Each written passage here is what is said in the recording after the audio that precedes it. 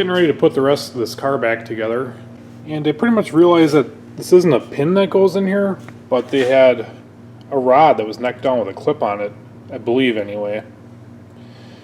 I couldn't find a reproduction, so I'm just going to run what they had in there. I think someone just bent a piece of wire and then heat shrinked it, and the heat shrink was wearing off in a couple places, so I taped it. I run that for a while and keep my eyes open for an original type pull rod. It's getting ready to bolt the hood on. I was looking at this hinge, and I realized that this body bolt is even tight down here. There should be a shim behind it. I think the hinge might be kind of wore out too.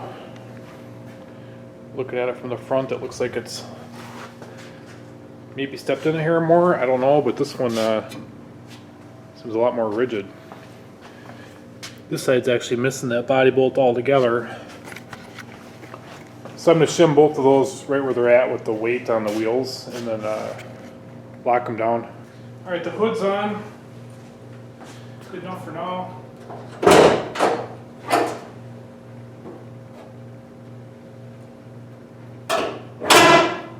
It's shutting proper finally. And there you have it, shaker installed. Well, we had the car completely back together, thought we were all done with it. Then I noticed a couple coolant leaks on the floor. The one in the back there was a little concerning. So I noticed a little bit of coolant on the filter there. It's probably hard to see, but right underneath that header bolt there, you see a puddle forming. I wiped it off and then the puddle came right back. I finally bought one of these cooling system pressure checkers.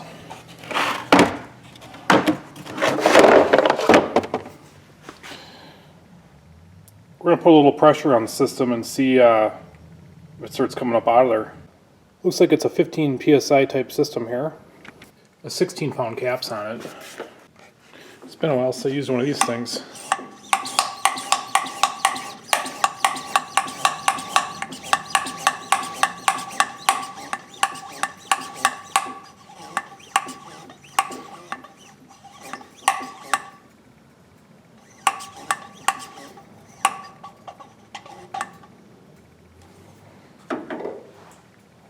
We got some hardcore leaks going on here.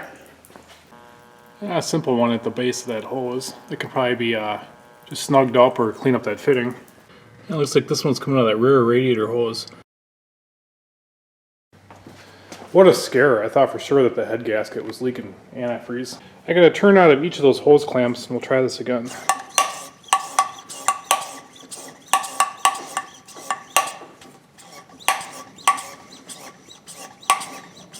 So they got little arrows on here, and I'm in the yellow range, so I gotta pump it to that yellow arrow.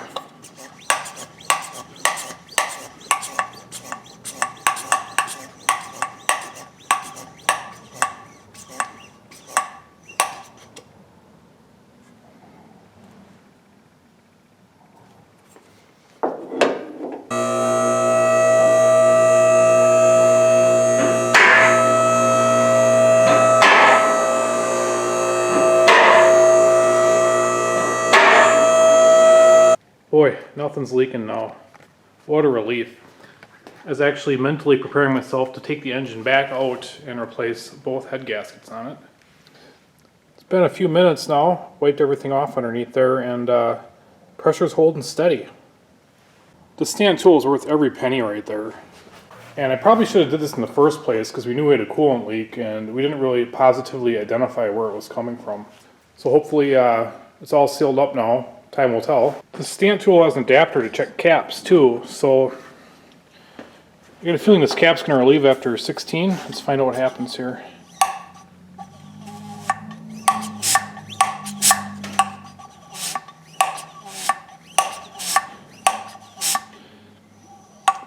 Looks like it's relieving more at like 15, which is fine because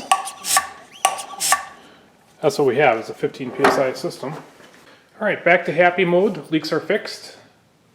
And really, if it was a head gasket, it's not that big of a deal. We just would have took the engine out and then put them in there. I guess my motto is don't fix it if it's not broke. Back from my road trip. Remember how poorly this car drove, but a couple comments. The converter is pretty pretty tight. It's almost exactly like the same one we had in there. And car's wandering all over the road, needs some front end work. Probably needs a little suspension work. Brake booster doesn't feel that great. So a lot of videos coming up on this car in the future. Thanks for watching.